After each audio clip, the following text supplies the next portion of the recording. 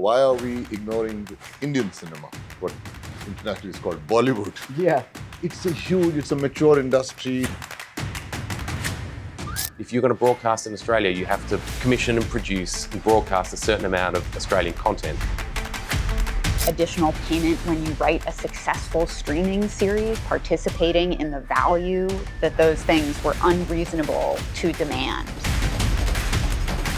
What they were going to get away with in America this year, they will absolutely get away with, and even worse. American writers regularly receive residual. Here, even though there is a law which guarantees royalty, they're still very resistant to it. But you want to see that same company doesn't seem to have a problem there. When there is this fear about ChatGPT or any of the other AI tools can, pretty much write things and take away jobs or whatever it is. Title sponsors: Max Gold Grand Royal Tours, Galatta Plus presents Writers Roundtable, MCR Anuj Styles. Hello everyone, very happy to be here and thank you for inviting me to host this amazing panel. So this is, let me get this right, the AGM of the International Affiliation of Writers Guilds, and it is being held for the first time in India. So big cheer to Anjum for playing the part that he did in getting this here. But what I want to begin with is there's been a lot of exchange of ideas. It's a 3-day event. There's been a lot of exchange of ideas, concepts, and other things.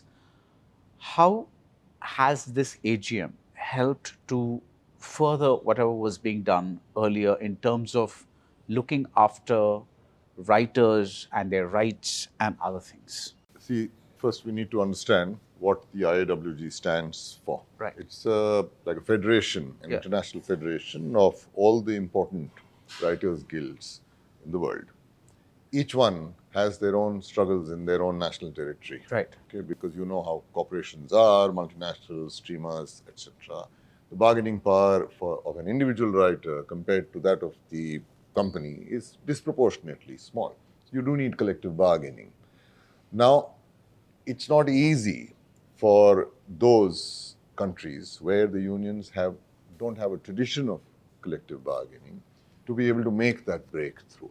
So for that, an international solidarity which displays that it's not just us alone bargaining for this or struggling for this, but the entire international community of writers represented by the Writers Guilds stands behind us. So every year we move the AGM from one country to the other. Now, apart from it discussing creative developments, there are also other legal, legislative, copyright-related issues which keep springing up because laws change, new technologies begin to come in. How does that affect writers? So there are some of us who have studied it, some of us have not, need to be informed. So this discussion, this discourse, brings everybody on the same page so that they're able to go back and discuss with their guilds about the implications of these new changes which are taking place. So that's one thing. Then professionally also there are developments. Companies merge, different challenges are posed. Streamers come out with their own guidelines. They try to push, we have to push back. So this becomes a very, very important forum where everybody is able to not just understand, but also evolve certain strategies jointly as well as individually, depending on that. So in this way, it coming to India when we are at a very critical stage of our collective bargaining, which is happening for the first time, because generally cinema unions, at least, are not known to have succeeded in that. But we have taken the example out of the successes of various other guilds, led of course by the Writers Guild of America, but others also, Writers Guild of Britain, other people also, Australia, Ireland, they're all struggling. So we take a leaf out of that book also, devise our own strategy, learn from their mistakes as well as their successes. And so at this very critical moment, this has been important for us to further advance our strategy. And let me be very plain, it's also a show of strength. Right. It's also to display to these large companies here that we're not alone. By you alienating us or by you resisting our fight for reasonable rights, you're also actually causing a certain resentment within the international community, and that may not serve you very well in their own countries. So it helps in these many ways. Union work, professional understanding, technological developments and what their implications are, as well as creative. Right. Right. So it's a very well-designed agenda each time to ensure that we get maximum out of that, because enormous resources are spent bringing all of us together. And the IAWG has been stellar, I would say, in its role, led by experienced leaders who you see here. Yeah, the international affiliate of Writers Affiliation Guilds. of Writers Affiliation Guilds, of Writers Guilds. Now, Laura, Jennifer, and Peter, now from the US, from Ireland, and from Australia, if you were to pick one issue, of course, there are many, many, many issues faced by writers, but if you were to pick one very important issue faced by writers from your particular part of the world, what would it be? What would you focus on? We'll begin with you, Laura. The sustainability of writing work. Okay. That was, the issue that our writers had told us before we went on strike. We heard from thousands of writers saying the transition to streaming has made it harder to make a living, and that's what we need to address. So I would say that's the biggest issue. Jennifer? Yeah, I think in Ireland, it's quite similar. Our big issue is around the amount of money that our writers earn. We do a salary survey every year, and it's actually depressing how little most Irish writers earn in a year. And in an era where we're hearing so much talk about artificial intelligence, and that being a threat to our members' ability to work and to earn a sustainable income, that is the biggest fight for us, for sure. Right. And Peter? In Australia, of course, it's money and conditions always, but the bigger picture for us is that with the way people watch television and films now, which is not on television, it's through streaming, our industry is at risk of shrinking or disappearing altogether because we've always had local content requirements on our broadcasters. If you're going to broadcast in Australia, you have to commission and produce and broadcast a certain amount of Australian content. Right. That's how our industry has always survived.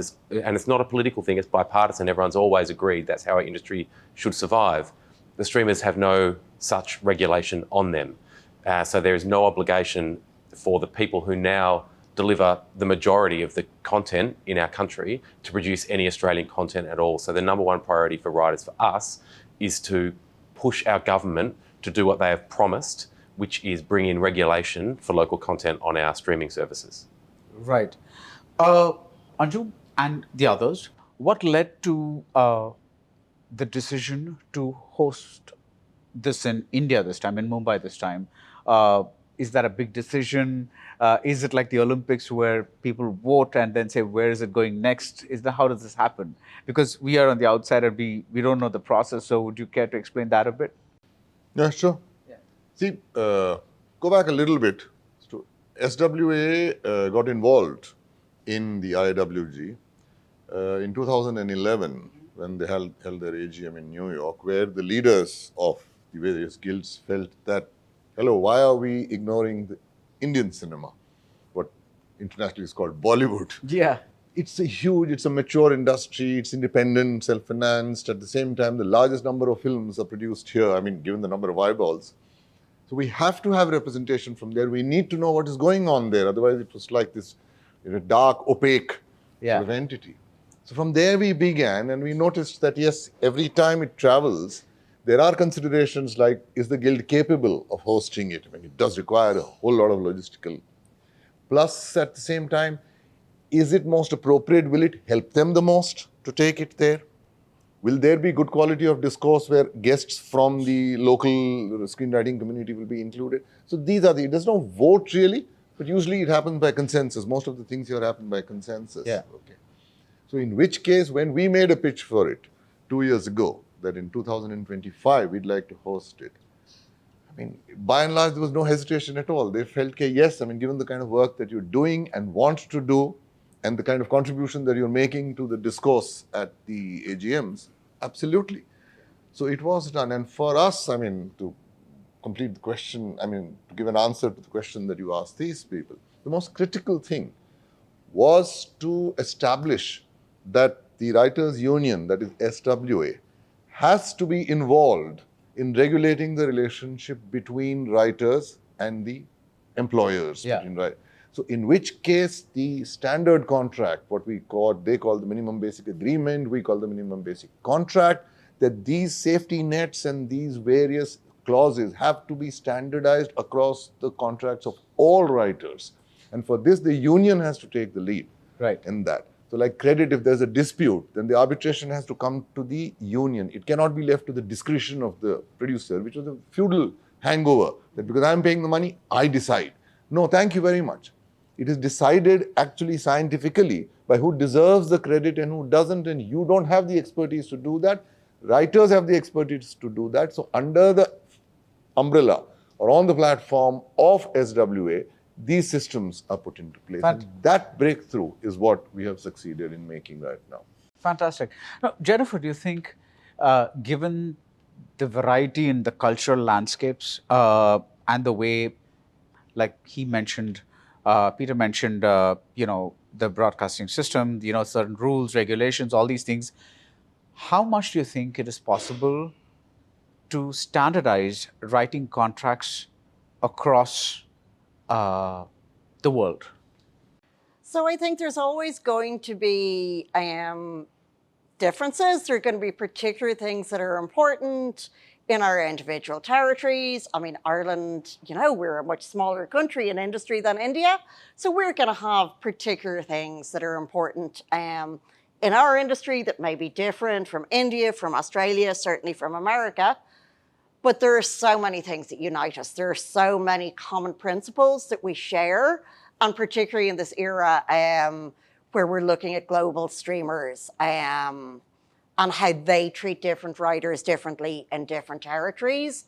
And so those are the areas where we may not have a common contract that exists in every country all around the world, but we absolutely have common principles of the issues that matter to us all and where we all stand together and where we know the basic level of treatment that a writer should receive, the basic level of remuneration that a writer should receive, and that we then make sure that those principles are adopted in our national territories. Right. So, Peter, what do you think about the term, the new colonialism? Look, what do I think about it? That's a very big question. I think what is important for us in Australia, and this may apply to other smaller countries, and many of us, India, the exception of the States, but certainly Ireland counts as one of the smaller countries, is that these companies that are commissioning all this content are global. They're huge. And as much as they would like to say they're content companies, they're tech companies. They have different priorities than we have as an Australian industry and as a nation. We're very fortunate in Australia in that we have a storytelling history that goes back 80,000 years, which is unique on the planet. And our Indigenous people tell stories in a different way.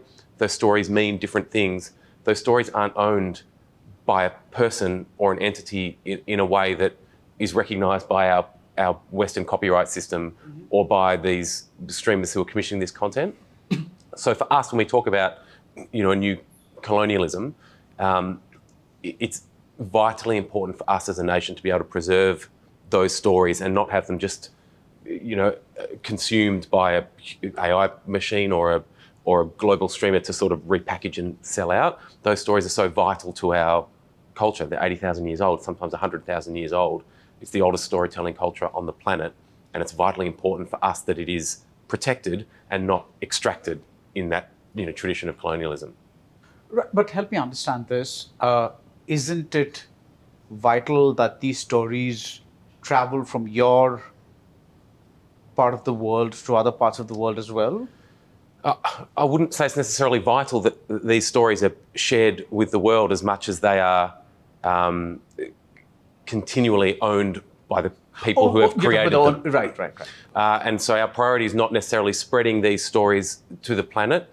Our priority is making sure that these stories belong with the people who own them, and for whom these stories are all stories are important. We all are here because we believe stories are important. Yeah.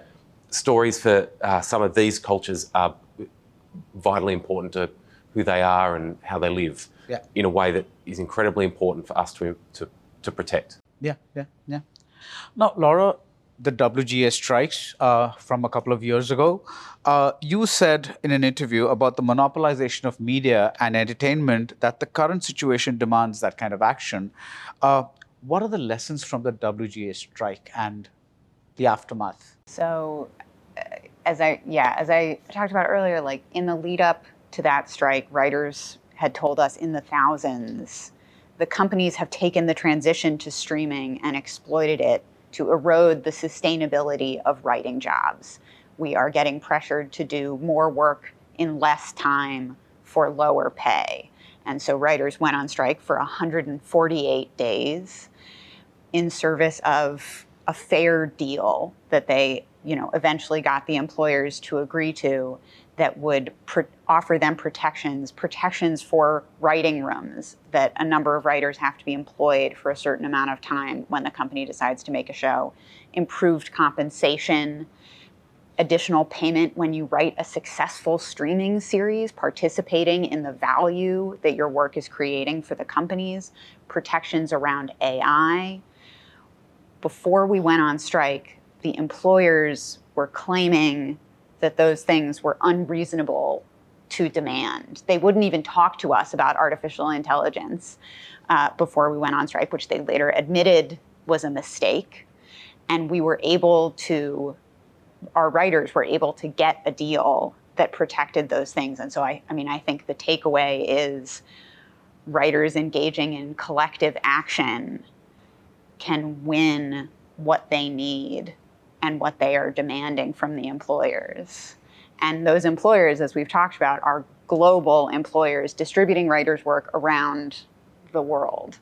And so those efforts to win, fair compensation, participating in the value of what you're creating, that is a fight that is everywhere for writers. Right, and I think what we out here, a lot of us out here, were very amazed by was the solidarity that was displayed over there. There was not one writer that went and said, "Oh, I need to put food on the table, and therefore I'm going to go, do this work on the side or something." I thought that was just amazing. That really showed how much of they'd been through, and how much they were afraid of what was possibly going to happen. Would you agree with that? It's Absolutely. And I think, it was probably the first strike where the issues were truly global. And while, historically there's always been global solidarity when there's a WGA strike, with the last strike, we saw that global solidarity in much more action. Because for us, what we can see really clearly, and, it was the first strike involving global streamers, that what they are going to get away with in America this year, they will absolutely get away with, and even worse in all of our countries. And so it was so important for us, partly because we work so closely with our colleagues in all the guilds. And so we will always support them, but also we knew that those issues, the budgets might be different, but the issues are the same globally. And it was so important for us all to show a united front. right. So how do you measure, Anjum? How do you measure the impact of this solidarity? What is the outcome that says that this has been successful, or the fight needs to go on? Or are there any tangible things that you can? Yes, I can. May I just add one thing here to what Laura and Jennifer was saying? That the kind of unity that members of IWG show is that even a powerful union, let's face it, it's the most, in the creative industry, WGA is the most powerful union. But when they sent out a call to all the other members of the IWG saying that on this particular date, if all of you can organize a worldwide protest, I think it was 15th of June to 2023. June 14th. 14th of June, 2023. Across the world, I think without exception, including in Bombay, we all went with placards, and stood outside the offices of these streamers protesting and expressing solidarity with the WGA strike. You see, so this also makes the multinationals sit up and take notice that we're not the only multinationals.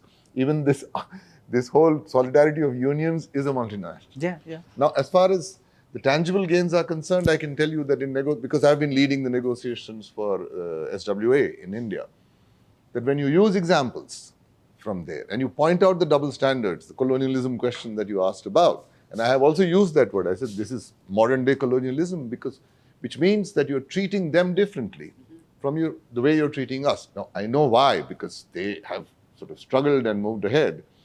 But at the same time, if they deserve those rights, then so do we. Yeah.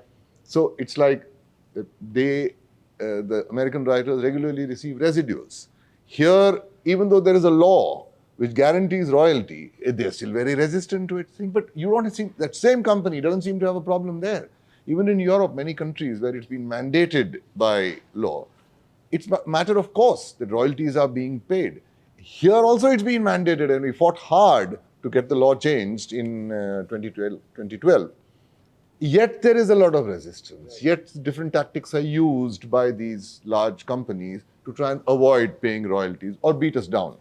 So these examples, okay, which also in a way is solidarity, okay, makes sure that we achieve those breakthroughs. And I have actually achieved those breakthroughs, like in credit arbitration. Okay, that the union, writers' union, will decide, because that is the norm across the world. And if it's being done there and it's being done well, and your same companies are not objecting to that, what is your problem here? And we're taking the responsibility. If the writer feels aggrieved at not receiving a credit or not receiving the placement which she believes she deserves, they'll come to us. The resentment will be towards us. Why are you taking that onto yourself? Yeah, yeah. So it makes sense either way. But here there's a bit of a feudal hangover that it's also a question of power. That everybody's scared, all companies are scared of allowing the unions to gain in power or authority or influence or leverage. Okay? Even though that is actually the step towards justice. But then who cares about justice? They care about also having a certain control to protect exclusively only their rights. And those breakthroughs come about because of this solidarity. A lot of spoke about AI. What can these guilds do to safeguard the rights of writers when there is this fear about whether ChatGPT or any of the other AI tools can, pretty much write things and take away jobs or whatever it is? I mean, how do these guilds ensure some kind of reassurance? I think, the first place we have to start as guilds, and it's what we're all doing, both globally and in our individual countries, is in making sure that our members are really well informed.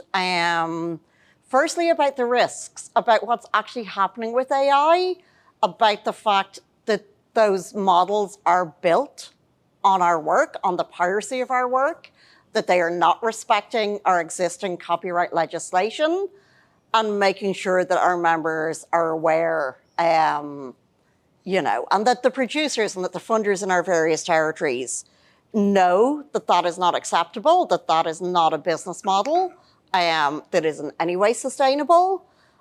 We also speak globally at fora like UNESCO and the World Intellectual Property Organization to make sure that the voices of screenwriters globally is heard on those issues. I think AI is a very real threat to our industries and to our abilities to earn a living.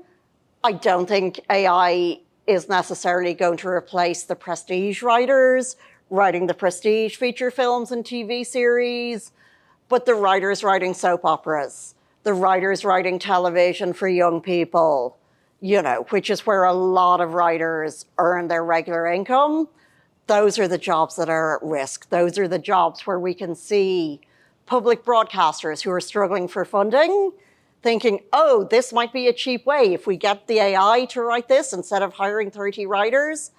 And so we need to be so vigilant. We need to be taking a lead where legislation and policy doesn't exist in our territories, that we're helping to shape that, and where it does exist, that we're making sure that our members are protected, and that the fundamental principle that only human beings can hold copyright remains intrinsic to what we do. That was beautifully explained. Thank you so much. Thank you. I was just, the way you said that thought cannot be copyrighted. I thought I had gooseflesh. It was really very beautifully explained. Now, you must also remember that Jennifer is currently the the chairperson of the Policy Research Group, which is the central body, which is the think tank that drives IAWG. And she's the one who's been representing IAWG and therefore all the writers' guilds in the world on this issue at WIPO, through UNESCO, and she's really been doing a very stellar job. So that I'm not surprised that she was able to explain it so lucidly. She's been doing that at world forums. Anjum, what factors, either cultural factors or structural factors, affect Indian screenwriters, writers, when it comes to, reformation or change or whatever it is, or asking for things? It's a slightly painful question. Let me explain. One is that while India is a country of storytellers, we have perhaps the richest and the longest heritage of narrative traditions, and very rich, as you know, from various, whether it's our epics, mythology, folk tales, Jatak tales. It's just millions and millions of such tales and traditions in India. So we may be very good storytellers because it's ingrained in us through Natya Shastra. And yet, screenwriting requires a certain kind of craft. As we know, it's an equal measure of art and craft. And it's a craft and the caliber of being able to write crisp, tight, to the point screenplays is where we seem to be falling behind. So while the milieu is fresh, the characters are, also relatable, the theme, the plot is interesting, but when it is transformed into a screenplay, you find it very foggy and flabby, and this does need some training, whether you self-train or whether you go to a formal film school and do that. Either way. But there isn't enough emphasis on that. And number one, we don't have enough film schools here. The largest film producing country in the world, until 2004, there wasn't a single screenwriting course available in the country. Yeah. So I had to fight with the government, with the INB ministry, to start one in FTII. It's the first time it began. Even today, we just have really two full-fledged, So respectable FTII, institutes. they had acting, they had directing, everything. They did not have screenwriting? No, they didn't have a special screenwriting course at all. So it had to really be, and it was an uphill sort of task. I won't go into the details, but yeah, we managed to do it and it worked well. And the rate of success, which means the number of credits that our ex-students were garnering, I did a sort of study of film schools around the world. It was the highest of any film school. Which means it was an idea which was waiting to happen. They needed some guidance, some kind of a framework through which we need this. For young writers, new writers, aspiring writers, I think every state should have a film school. So that becomes very important. What has happened is that SWA, which should be focusing its energies primarily on union issues, struggling for rights, etc., has also had to take on this whole educational sort of initiative, where about 50% of our energies are concentrated on merely offering this kind of training through workshops, conferences, discussions, script labs, pitch fests, etc., to our members, to ensure that we try and fulfill that gap as much as possible. So, yeah, I do feel that a knowledge and sort of grip on the craft across the board is lacking. Laura, It's weak. The United States is famous for the number of film schools that are there, or at least the film courses that are there. Would you say that has, in a way, helped the industry grow in terms of both art and craft? Oh, that's an interesting question. I think writers come from many different paths to the industry, and it's a very challenging one to get into and to stay in. And I think writers, some of them learn their craft in schools and some do not, and they continue to learn and develop their craft through the course of trying to sustain a writing career over time. And I think, our writers bring in a wonderful variety of experiences and paths to the work. But we're, sort of like interacting with them as professional writers in their collective form in their fight for, fair compensation and recognition in the industry. Okay, all right. And what about Australia? Can you repeat the question, sorry? Does Australia also have like a big tradition of film schools and? Not a big tradition of film schools. We have a number of sort of big film schools that have traditionally been acting and directing. And in the last 20 years, screenwriting courses have begun to be included in those schools. Right. And so when I started 25 years ago, there was no screenwriting courses because why would anyone be a screenwriter? That's a crazy thing to try and do. We've only got 4 TV channels. But in an industry now where there's a lot more content being produced, there's a lot more demand for these courses. So we have, most of the universities will offer some sort of screenwriting course. So there is quite a lot out there. There's a lot of craft training, which is great. Right. What is lacking in our industry, we have the craft training. It's where they go after that. We have had a tradition of soap opera in Australia, 2 big soap operas, 220 episodes a year.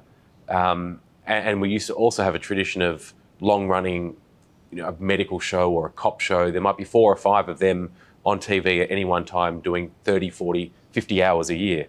So there was a huge number of hours for these graduates to go into. There was always some way, because you do your screenwriting course and you might learn craft, which is great, but you're barely halfway there. You've got to do the job.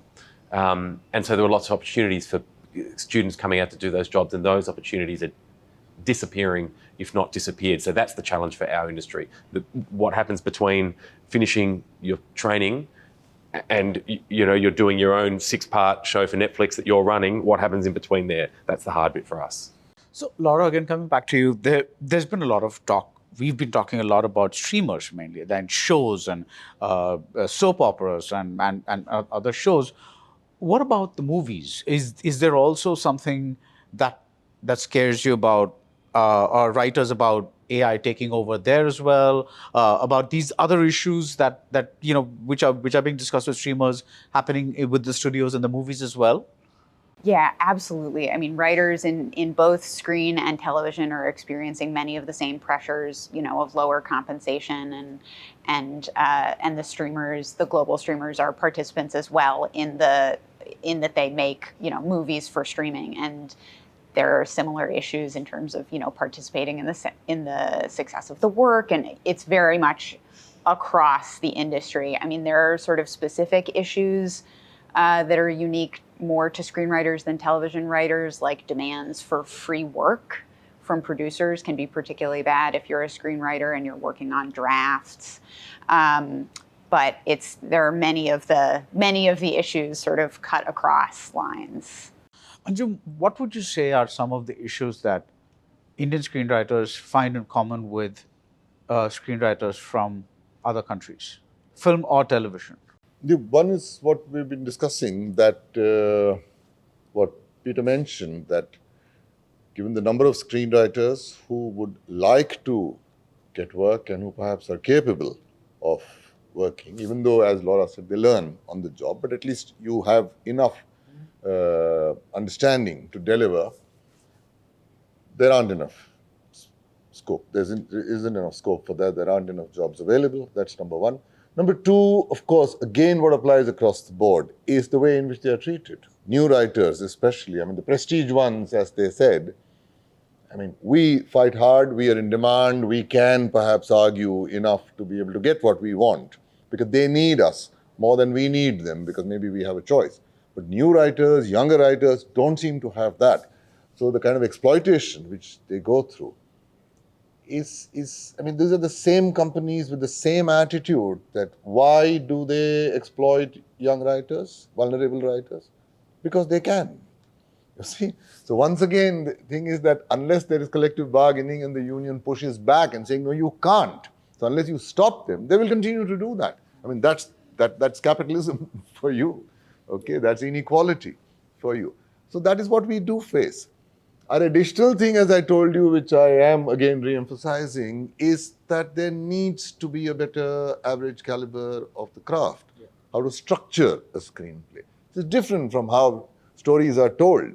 Okay, so we've grown up on sort of traditional stories, we've grown up on tales around the fire. A lot of our writers come from smaller towns, villages, etc. So that hangover is still there, where they find it difficult to make the transition. That's in a way unique to us, because we haven't had a long enough tradition of actually, paying attention to the craft of screenwriting. And Laura, I wasn't saying that necessarily through film schools, but at least the importance of understanding the craft, of maybe studying the films, looking at their screenplays, trying to understand what is structure, what is the rhythm of the beats. These are the things that we need to encourage a little more here. Right. Otherwise, yeah, I mean, there are common issues, and as Jennifer said, that it's not that we want the same things that their writers get or WGA gets, etc. But the principles which inform the relationship between a producer or a streamer and an individual writer, those principles are universal, they are common, which is what binds us together. Jennifer, well, one of the things that, have you found that because of the exposure, even maybe 25, 30 years ago, films from various countries existed in silos, except maybe from the US, which were distributed throughout the world. Very rarely did we get to see a Peter Weir film or something like that would just burst out, or Jane Campion or something like that. Very few that actually came out and said, okay, this was an Australian film or an Irish film but I mean, let's leave Hollywood alone for the moment. But have you found now that because the content has grown so much, because there are so much that people are being exposed to, has there been a kind of standardization of screenwriting craft, as Anjum calls it? Are people writing kind of the same way across countries and across film cultures? Do you find that? I mean, this might be a question to all of you. I mean, I think people are still, and what's really brilliant is that people are still writing with their national voices, with our individual quirks. An Irish film is always going to be different from an Indian film or an Australian film. But now what we're seeing is that they can travel. What we're seeing is that, the positive of this era of global streaming. People are much more open to watching things with subtitles. So in the last couple of years, Irish language films have traveled abroad, have been Oscar nominated in a way that we never thought would be possible. And, people are coming and talking to us and saying, we saw on Colleen Kuhn, The Quiet Girl, we saw Kneecap, we love that, and having conversations about these brilliant stories that are having huge success globally, but are actually incredibly local and incredibly specific. And I think that is the brilliant thing about the era that we're now in. And equally, we get to watch, Australian films that we can see on streamers that may never have reached the cinemas. In Ireland, Indian cinema as well, and television equally. And I think that is so wonderful that we're getting to consume global culture in a really exciting way. And so then that, of course, on a national level, means that everybody has to up their game in terms of craft. We're learning from each other. We're also getting the opportunities to tell our stories on a bigger platform in smaller territories like ours. It's so much easier, I think, in a way now to get co-production funding, which is really important for us. It's very rare for an Irish film or TV series to only have Irish funding. We just don't have the financial means to do that. And so, I think it's raising the global standards everywhere, and it's really giving us an opportunity to appreciate the wonderful talent that screenwriters globally have. I think what we've noticed in Australia, which is really heartening, is that I know that the question that what you're getting at with the question, which is Netflix say you have to have this happen on this minute and this happen in this minute. We want all our shows to be the same. That may be the case. What we found heartening is that shows that have been successful in Australia, but also overseas especially, sometimes surprisingly, have been the ones that you think were the most niche Australian. Something like we did a reversion of Heartbreak High for Netflix that probably ticked all those Netflix boxes of where we want things to happen, but was so very specifically Australian in its characterisation and its language. A show like Colin from Accounts, which really is a small stakes romantic comedy, huge in the UK, definitely, I think, and I think had some success otherwise, just extremely Australian Yeah. in its sensibility and its language and everything. So what's heartening is that the shows that have tried to be universal have ended up being quite bland, and the shows that have said, stuff being universal, let's just do a show about what it's like in our particular suburb of Sydney, they've been the ones that have been successful. So it's really heartening to know that we can lean into our Australianness and be successful. Absolutely. I mean, Dairy Girls is the perfect Yes, example it of that, is. you know? In our case also, when we went through certain phases of anxiety, because earlier Indian films didn't really have any significant footprint, international footprint to speak of, because there were enough eyeballs here for those films to actually suck out whatever income they want. So they didn't really bother about that. But soon, of course, ambitions came in and studios realized that why not? Okay, overseas market, as it was called. Then the anxiety that there is a very peculiarly unique way of telling stories that we do have. We use music, we use dance, song, melodrama, okay, which may appear a bit alienating. And if I may interrupt, the interval And concept. the interval, which because causes the a kind films of an are long, artificial break in the middle of a movie. which is not going to go away, by the way, for Yeah. various reasons. Yeah. So, yeah. Should stay true to yourselves. Yeah. So, and you know what they used to do? In between, I'm talking about the 80s, 90s, even early 2000s. For the international market, those songs used to be cut out. Okay, the length used to be shortened to ensure that it is more palatable to them, rather than getting the audiences to appreciate our original form, like these people are talking about. Until breakthroughs began coming in. You take the case of Lagan. Now, Lagan is 3 hours and 42 minutes. It actually deserved 2 intervals, you see. And it has songs. It has a very typically Indian story, which is shaped like a folk tale, but drawn from the fight for independence, with people wearing village dresses and playing cricket. Very peculiar, Yeah. it looks like.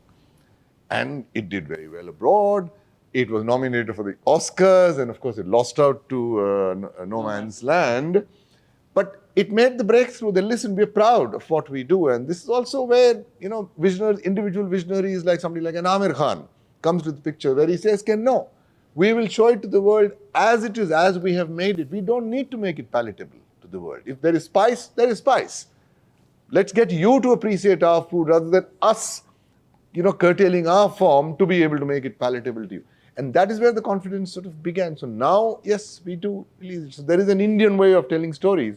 And the world is, learning to appreciate that, even enjoy that. Yeah. And not just the diaspora, but I'm saying even other non-Indian audiences who are not familiar with the language or the culture, they seem to enjoy that. The diaspora is very important, though, in Australia in enthusiasm.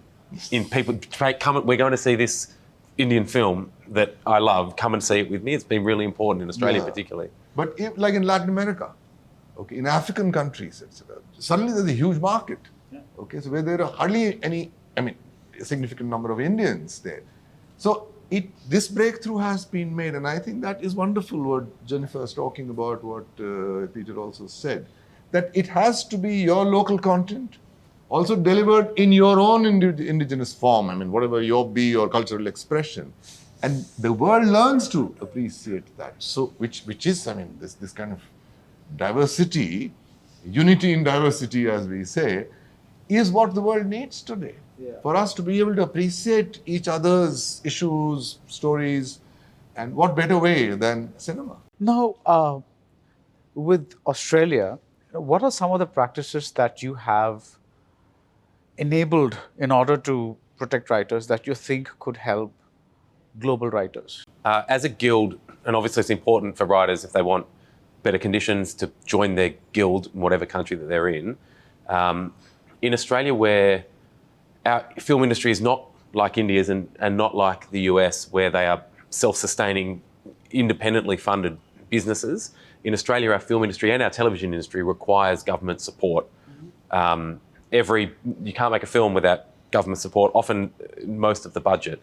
Any television show will have, at the very least, a tax offset provided through our government funding body. And so we've had success with things like AI policy, pushing for things like quotas by targeting our funding bodies, our government funding bodies, and saying things like, did you know that if anyone's using AI, we can't establish chain of title? And they go, oh, that's a real worry for us. And they'll contact those producers and say, you can't be using AI. We're putting it in our guidelines. If you do, you won't be able to get your money.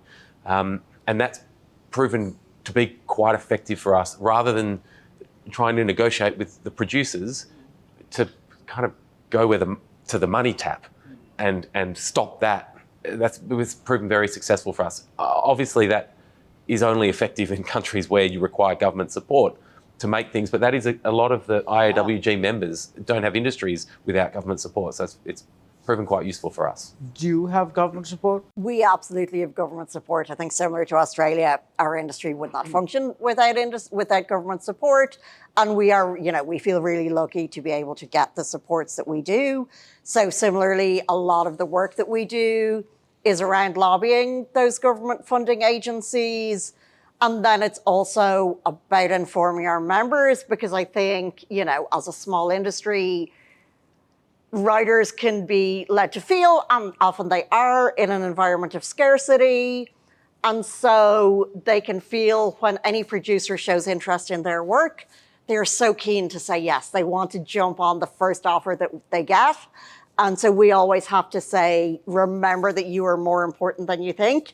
Remember that none of this industry functions without you.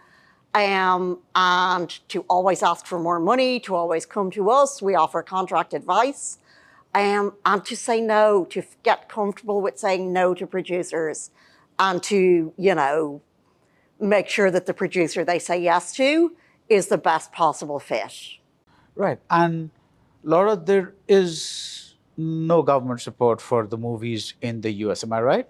There are some tax incentives for local filming, but that's a little bit different. Yeah. Right. And we don't have anything here. No, we don't seem to have So in this anything at case, all. is there something that you can kind of find in common in terms of, taking it forward when there is no support coming from the government?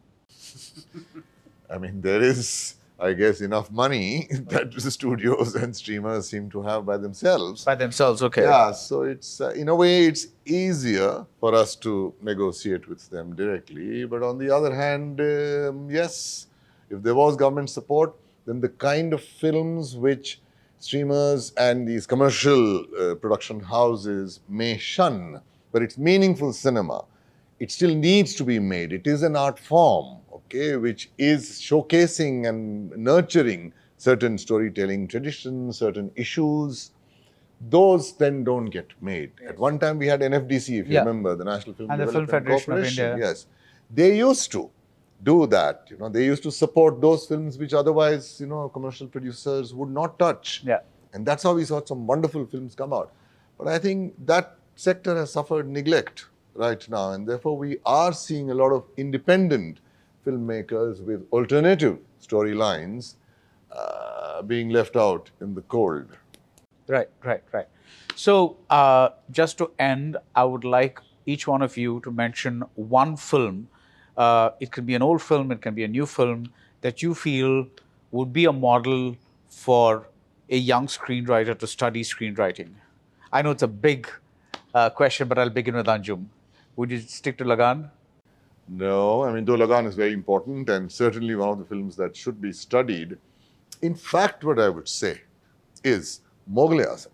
Okay. Yeah, 1960, because Mughal-e-Azam became almost like like a prototype, okay, of all these indigenous elements that I'm talking about, whether it's melodrama, whether it's music, whether it's this high moral sort of dilemmas which took place, the whole dialogue tradition, which may not be necessarily what is appreciated today. Yeah. But our cinema has emerged from that. So it's a good way to actually look at how the history of storytelling in cinema, the history of screenwriting has actually developed. So that becomes a good starting point that I think young filmmakers should familiarize themselves with. Right.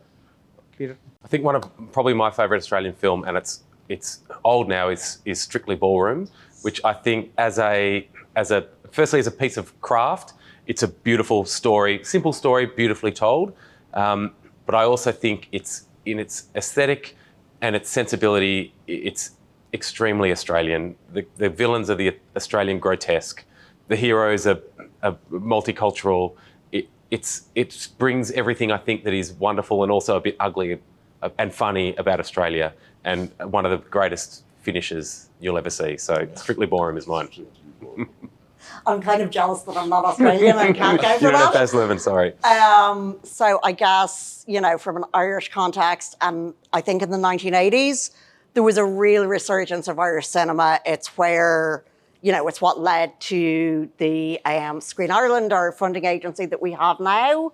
And so I think the film Into the West is an incredible example of brilliant Irish storytelling, of taking traditional Irish storytelling and traditional Irish themes and culture and creating something that actually went truly global and, we still hold really dear to our hearts and is just a really great example of a really brilliant story told well.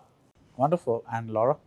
So I'm not a writer. So I would say a writer learning should go watch the not that many movies or television series out there about unions and learn about thinking of themselves as part of the labor movement. Okay.